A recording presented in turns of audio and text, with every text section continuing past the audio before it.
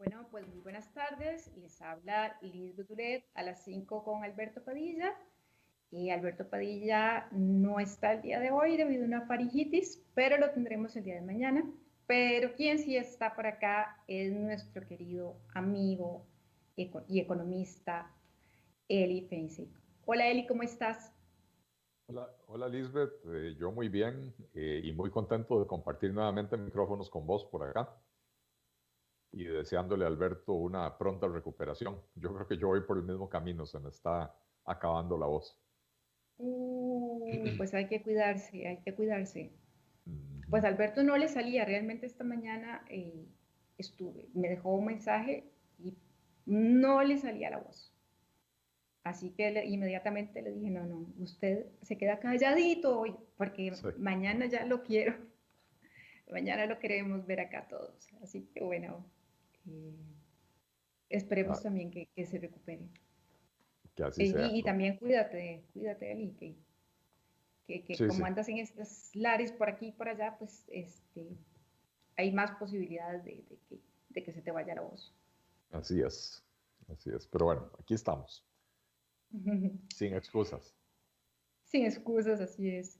Bueno, vamos a invitar a los amigos a que nos hagan más preguntas. Aquí tenemos algunas de la mañana y bueno, voy a leer una que acaban de poner acá, de Ana María Navarro Rodríguez. Dice, buenas tardes, don Eli. Usted comparte conmigo que hay que promover reformas electorales. Por ejemplo, cuando se compruebe que un partido político ha incurrido en conductas contra la ética pública, debe sancionarse no permitiendo que compita en las elecciones. Le digo por la condena al PAC, por estafa en el manejo de bonos. Y la segunda, el sistema de elección de diputados no sea por lista consecutiva, sino por prioridad de votación. Y te da las gracias de antemano. No, muchísimas gracias más bien por la pregunta y tengo que decir, totalmente de acuerdo en los dos temas. En el tema de impedirle a un partido que haya sido condenado por estafa de volver a participar en un proceso electoral, me parece que sobre todo en un país donde la campaña política es financiada con recursos públicos, esto es una ofensa a la inteligencia de la ciudadanía. Y con respecto a la forma de escoger a los diputados, pues también yo creo que ya está más que claro que el tema de las listas cerradas escogidas por los partidos políticos no genera una buena representación de la población. Eh, Hay buenas propuestas que han sido puestas sobre el tapete, sobre todo la del Grupo Cívico Poder Ciudadano Ya, ¿verdad? Que pretendía escoger a la mitad de los diputados directamente y a la otra mitad por listas de partido. Y me parece que era una buena propuesta, un buen intermedio en el sentido de que no solo lleguen a la Asamblea de Diputados muy localistas, porque se pierde, digamos, el sentido de legislar para un país cuando los diputados solo están pensando en su localidad.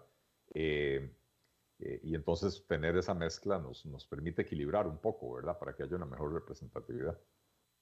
Exacto. Y, y Eli, pero para hacer eso hay que hacer una reforma electoral, ¿no? Ah, Para ambas totalmente. cosas. Totalmente. Y yo creo o sea, que es necesaria una reforma electoral profunda. El Código Electoral de Costa Rica, la verdad es que no, yo no entiendo con qué criterio fue que se diseñó, pero todo el tema del financiamiento de la campaña política es engorrosísima y no, digamos que no está diseñado para que el Tribunal Supremo de Elecciones se garantice el uso correcto de los recursos y sobre todo el origen limpio de los recursos, ¿verdad? Porque a los partidos políticos les están constantemente controlando en qué gastan, ¿verdad? Que si gastaron en calcomanías, que si gastaron en camisetas, que si fue en publicidad, que si contrataron a un asistente de oficina, lo que sea, ¿verdad? Pero las posibilidades de hacer algo verdaderamente feo, ilícito, no están en lo que el partido político gasta. El partido político gasta en lo que cree que le va a permitir elegir representantes, ya sea en una municipalidad, en la Asamblea Legislativa o en la Presidencia de la República, ¿verdad? Y que cada partido lo haga de manera diferente simplemente refleja diferentes enfoques, diferentes formas de entender la política, ¿verdad? Donde hay un riesgo importante es en el origen de los recursos cuando los partidos reciben donaciones, ¿verdad? Porque ahí sí pueden los partidos asumir compromisos con ciertos sectores que los van a amarrar en caso de llegar al poder, o incluso se puede inmiscuir dinero sucio, ¿verdad? Dinero, por ejemplo, del narcotráfico o cosas así por el estilo, ¿verdad? Pero el tribunal, por ley, no porque sea una cosa que el tribunal quiera específicamente hacerlo así, el Tribunal Supremo de Elecciones, por ley, tiene que revisar hasta la última factura de gastos de los partidos. Y entonces, por estar concentrado en ese detalle, no sabemos qué se pasa por alto en materia de financiamiento, ¿verdad? Claro. Y bueno, y este es un tema que cada 4 años discutimos, ¿verdad? Y nunca, nunca he visto alguna propuesta de algún gobierno donde realmente se presente un proyecto de reforma, ¿no? No, porque los partidos tradicionales, Lisbeth, dependen más bien de mantener intacto el sistema electoral. Los diputados actuales, bueno, no solo los actuales, si nos ponemos a ver la calidad de los diputados en los últimos, no sé, 15, 20 años que ha venido en franco deterioro, la verdad es que muchos de esos diputados no llegarían a la Asamblea Legislativa si tuvieran que darle la cara a sus pueblos, ¿verdad? Porque una vez cae el pueblo y dice, sí, elegimos a un carajo que fue a la Asamblea Legislativa a tener chofer o a tener amoríos con las secretarias o cosas así por el estilo, 2 veces no, ¿verdad? Pero entonces muchos de esos diputados que llegan a la Asamblea quieren preservar el sistema porque saben que para ellos llegar a diputados lo que necesitan es el padrinazgo de alguien dentro de sus partidos y no el apoyo realmente del pueblo al que representan, ¿verdad? Entonces, por eso nunca vemos que se propongan reformas de esta naturaleza. Sí, una cosa que me ha llamado mucho la atención, Eli, es que estos días estuve viendo los requisitos que se requiere para inscribir un partido presidencial o para ser diputado o para ser o cantonal. Bueno, son diferentes, ¿verdad? De acuerdo al nivel, pero son súper complicados y aún así hay una cantidad enorme, 26 creo partidos políticos ahí esta vez. No, hay más de 100 partidos políticos, 26 son solo presidenciales o digamos nacionales, sí. Pero si a eso le suman los partidos provinciales y los partidos cantonales, si no me equivoco, superan el centenar.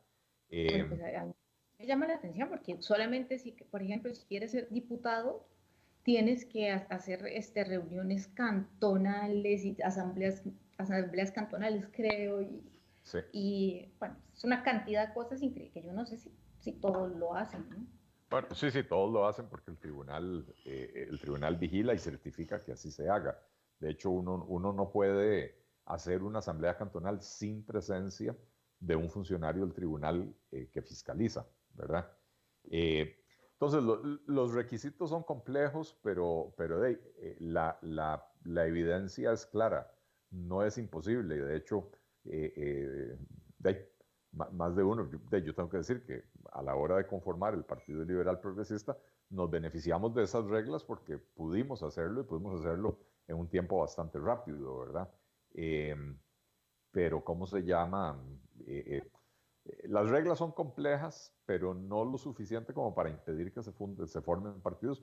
Yo no creo que haya que impedir que se formen partidos, pero las reglas deberían estar mejor diseñadas para promover partidos con vocación nacional, con vocación de gobernar para resolver los problemas del país. Ya cuando uno empieza a ver que existen partidos de los taxistas y ahora está en proceso de formación un partido del sector turismo y se atomiza tanto la práctica de la política y se atomizan tanto los intereses que al final de cuentas resulta muy difícil gobernar, ¿verdad? Claro, La ventaja parecen que, cámaras, parecen cámaras claro, más que, más bueno, que partidos. son cámaras que están buscando representación en este caso en la Asamblea Legislativa, ¿verdad? Eh, digamos que, la gran virtud de los partidos de antaño era que eran lo que se llama una gran carpa, ¿verdad? Una organización que acogía dentro de sí a todos estos sectores, ¿verdad? Entonces, siempre los partidos tenían organización de mujeres, organización de empresarios, organización de profesionales, organización de juventud, organización de agricultores, etcétera, pero todos bajo un mismo techo y entonces de alguna manera se buscaba digamos, una agenda común entre todos, ¿verdad?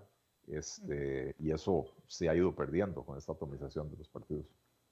Bueno, pues ya no sigo yo preguntándote porque ya nos han hecho muchas preguntas. A ver, Eli, Juan Carlos Lobo pregunta, ¿cuál es la posición de don Eli en cuanto a regular las plataformas digitales, tales como el Airbnb, ya que estas plataformas son competencia de los hoteleros?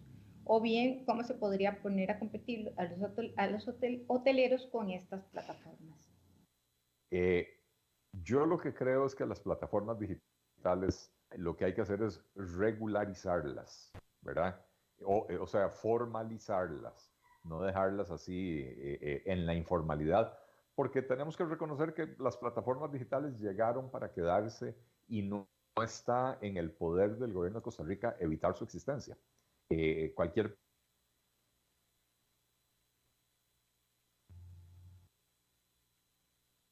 Hola,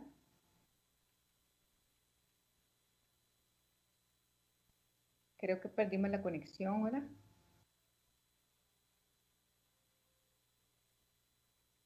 Hola.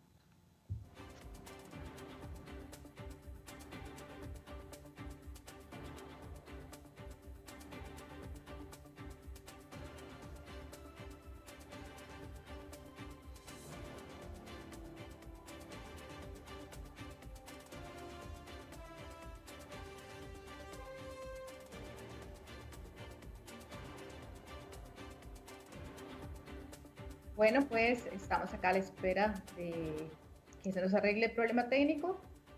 ¿Cómo están? Eli, ¿estás por ahí? Bueno, pues les decía que tenemos una gran cantidad de preguntas para Eli, que van desde temas electorales hasta temas económicos. Sabemos que, bueno, que Eli tiene una gran versatilidad en todos estos temas. Y bueno, una de las cosas que más nos ha llamado la atención en estos últimos días, eh, pues tiene que ver con lo que está pasando en Costa Rica. Bueno, nadie lo ha preguntado, el tipo de cambio. ¿Han visto ustedes cómo ha subido el tipo de cambio?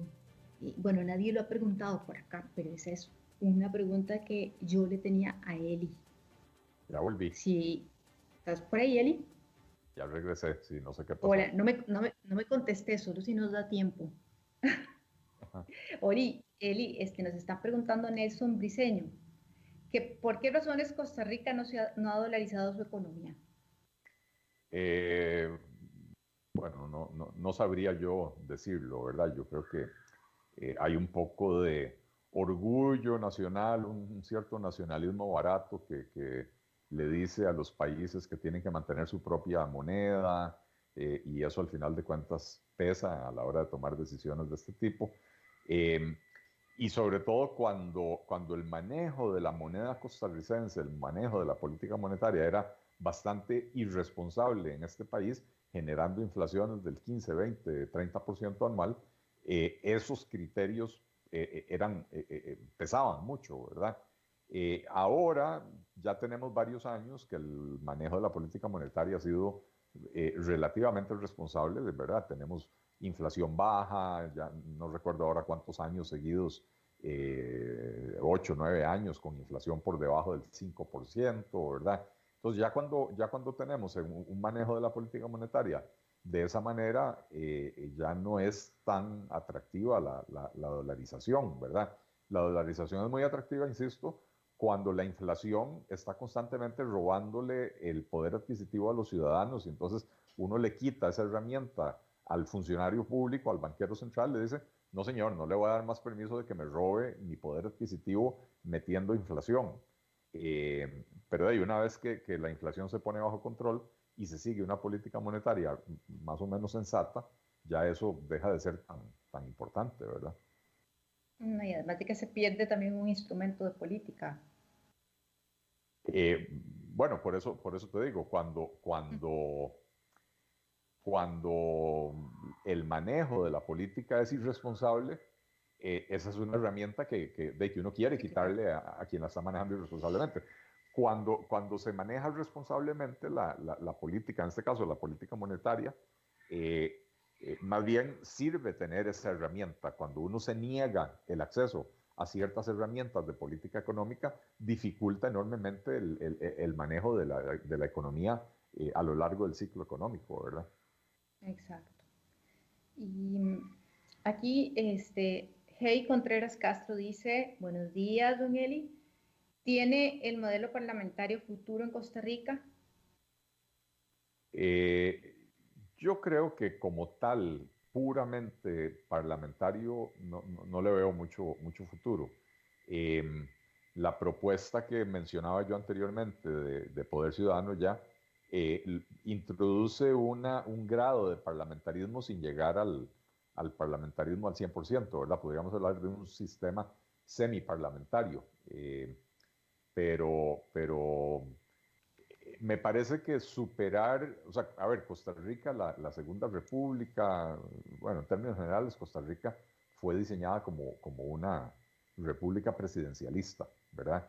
Y cómo se llama, está muy imbuido en la forma de ser del costarricense, en la educación que nos dan, ¿verdad? Que el sistema es presidencial y todo lo demás, y superar eso cuesta mucho, ¿verdad? Pero creo que un paso hacia el semiparlamentarismo le podría ayudar bastante al país. ¿Y en qué sentido?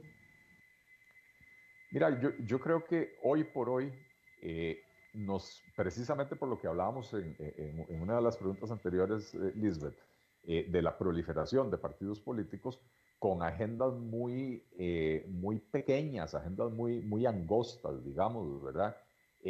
Termina costando mucho ponerse de acuerdo y gobernar. En el sistema parlamentario es muy interesante porque si ningún partido alcanza la mayoría, entonces obliga a que los partidos se sienten a negociar y busquen una agenda común para poder formar gobierno, ¿verdad? Y entonces, en tiempos como los que estamos viviendo en Costa Rica, donde ya ningún partido, desde hace varios años, ningún partido alcanza una mayoría lo suficientemente razonable para poder gobernar, lo que tenemos aquí en Costa Rica produce estancamiento. El sistema parlamentario permite avanzar. No es 100% infalible, ¿verdad? En Alemania vemos cómo se arman las coaliciones y a veces uno dice coaliciones que en el papel no se ven fáciles, ¿verdad? El Partido Unión Social Cristiana o el Partido Social Cristiano con el Partido Liberal, con el Partido Verde Ecologista y conforman una coalición y dejan de lado las diferencias para poder armar una agenda en común.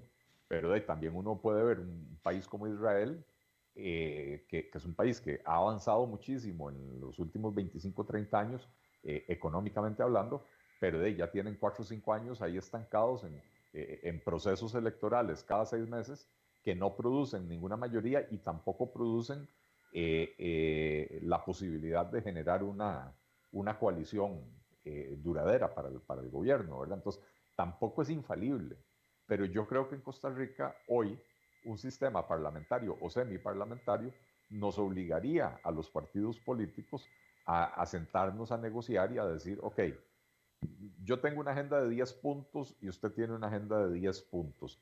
Los primeros 2 de su agenda para mí son inaceptables, pero los otros 8 los puedo aceptar. ¿Qué le parece a usted mi agenda? Y entonces el otro partido va a decir, bueno, para mí su punto 5, 7 y 9 son inaceptables. Ok, listo. Quitamos mi punto 5, 7 y 9 y quitamos el 1, 2 y 3 suyo y los demás puntos estamos de acuerdo en ellos, vamos a gobernar sobre esa base y es una buena base para gobernar, ¿verdad? Es mejor eso que tener una agenda pura del partido y no poder avanzar porque no tienen las mayorías. Interesante, muy interesante respuesta. Luego Esteban Hidalgo nos dice, don Eli, Panamá tiene un programa de inmigración llamado Países Amigos, que facilita la residencia de extranjeros. Me llama la atención que la lista incluye solo países desarrollados y Costa Rica. Creo que se están preparando para recibir a todos los cerebros que saldrán del país y que ellos necesitan para las industrias que quieren atraer a sus zonas francas. ¿Qué opina? Me parece que es una política futurista, una política que está, o sea, viendo hacia adelante en la dirección correcta. Si uno se pone a analizar la mayoría de casos de países que han logrado salir del subdesarrollo y empezar a crecer más rápidamente o sea, lograr un éxito social y económico, la mayoría de ellos son países que tienen una política migratoria de apertura, ¿verdad? De invitar precisamente cerebros y de invitar a las personas que necesitan para complementar lo que le haga falta a su fuerza laboral, ¿verdad? En Costa Rica todavía seguimos teniendo una visión muy nacionalista del tema de la migración, ¿verdad? Tenemos miedo de que los extranjeros van a venir a robarnos los empleos de los costarricenses.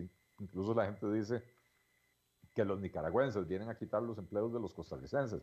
Y ya lo vimos el año pasado en plena pandemia, cuando hubo que cerrar fronteras, y los cafetaleros y los azucareros y de todos los agricultores a la hora de llegar a la cosecha tenían problemas encontrando mano de obra, a pesar de que en Costa Rica había un desempleo del 25%, porque son trabajos que los costarricenses por algún motivo ya no quieren, ¿verdad?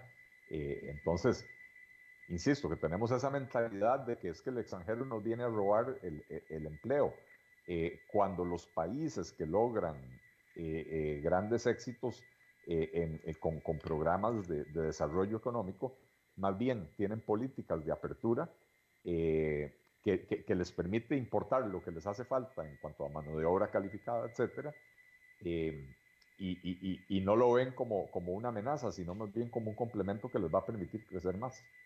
Claro, además de que permite una diversidad cultural, ¿verdad? Muy interesante. Así es. Bueno, es que aunque no guste, en la diversidad se genera riqueza, ¿verdad? Porque si usted junta en un cuarto a 3 personas con el mismo, digamos, la misma forma de pensar, los mismos orígenes culturales, etcétera, y les presenta un problema, probablemente los 3 van a proponer soluciones muy similares. Usted sienta en un cuarto a 3 personas con backgrounds completamente distintos, les presenta el mismo problema y probablemente cada uno tiene una solución distinta. Y entonces de ahí, de poder contrastar las diferentes soluciones y discutir entre ellos cuál puede funcionar mejor, es que se logra un mejor avance. Muy bien.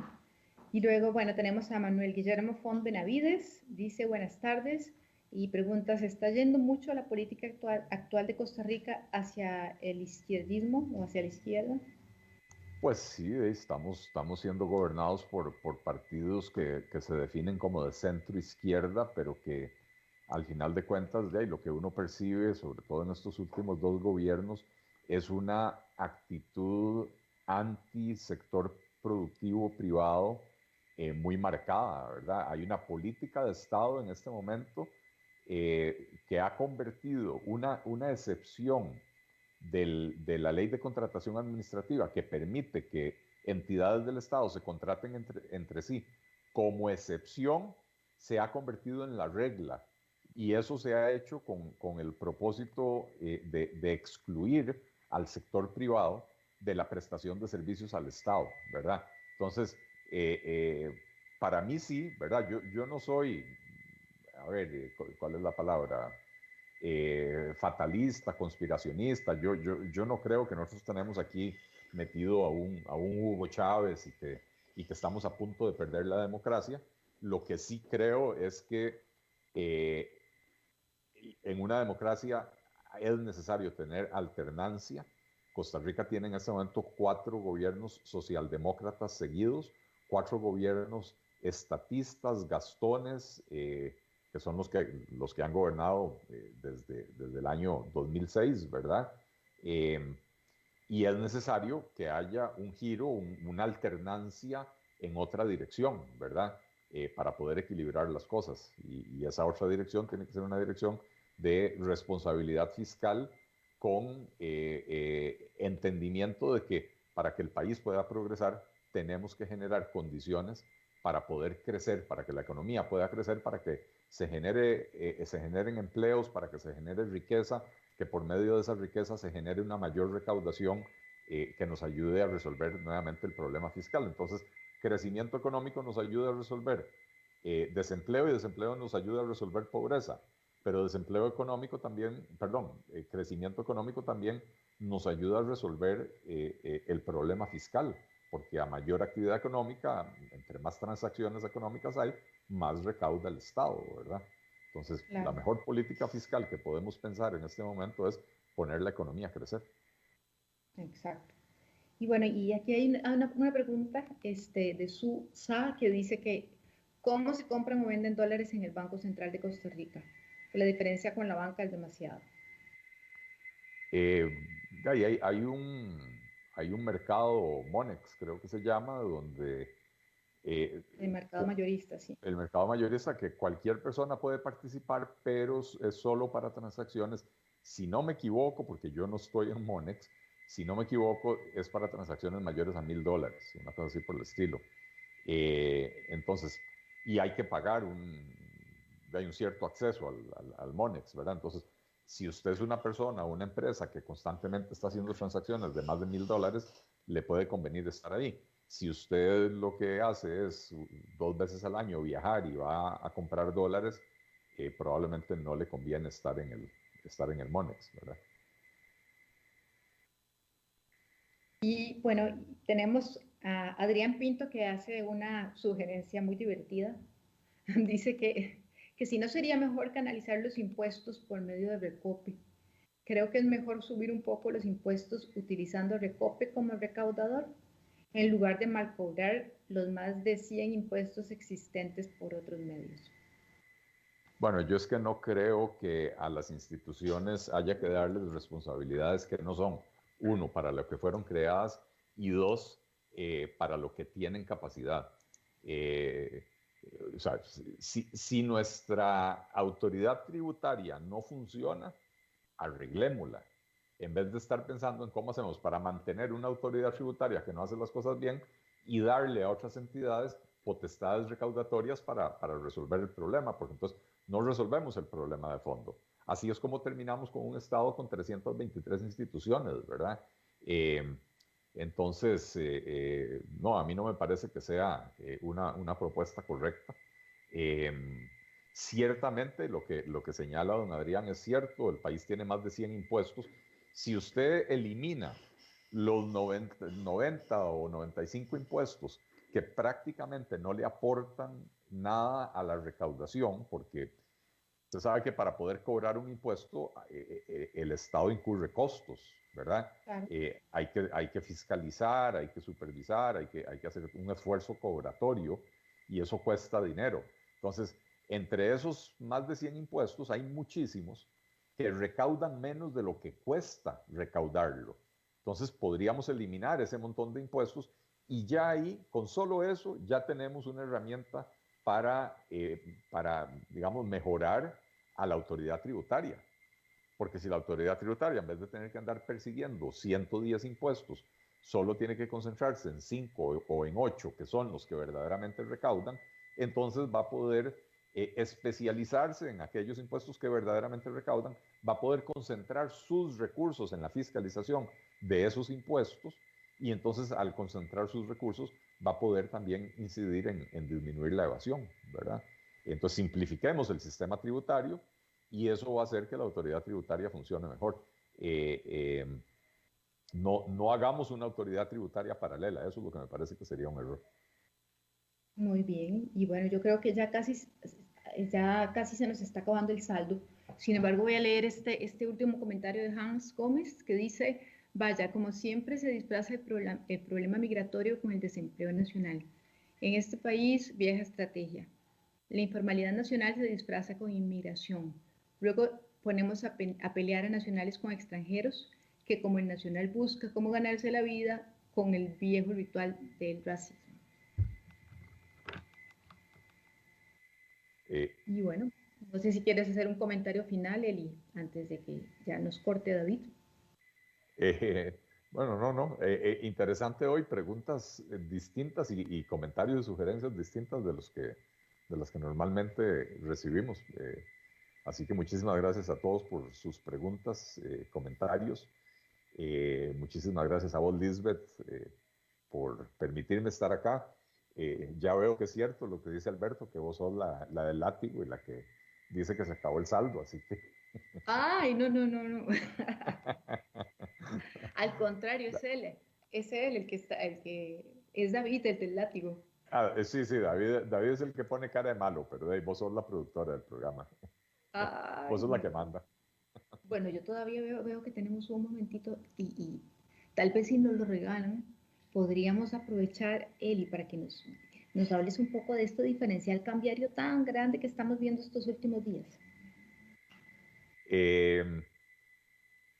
¿El diferencial cambiario o la devaluación que se ha visto en los Bueno, últimos días? sí, la devaluación y también hay también una diferencia también grande cambiaria, pero hablemos de la devaluación Sí. entonces. Bueno, como hemos visto, los precios del petróleo han subido significativamente. Eso incrementa la demanda por dólares, porque hay que pagar ese petróleo, ¿verdad? O sea, las importaciones del petróleo es una de las principales erogaciones en divisas que tiene Costa Rica. Y por otra parte, el turismo no se ha recuperado, las exportaciones más o menos, ¿verdad? Pero entonces, digamos, las fuentes de dólares están disminuidas, por un lado, y por otro lado, la demanda de dólares está aumentando producto de este aumento de los precios del petróleo, ¿verdad? Entonces, por eso es que hemos visto ese aumento en el tipo de cambio en las últimas semanas.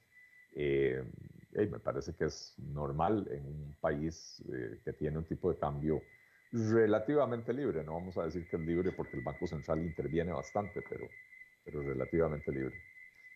Bueno, qué interesante este tema, de por sí es apasionante. Yo sé que hay un montón de cosas que decir al respecto.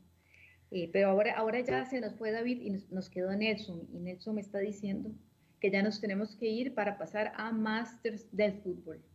Así que No. Eli, te agradezco muchísimo. Siempre es súper interesante hablar con vos. Y qué buena suerte que tengo, que me ha tocado de los últimos días hacerlo, estar acá conversando. Lo mismo digo yo. Muchísimas gracias, Lisbeth. Un abrazo.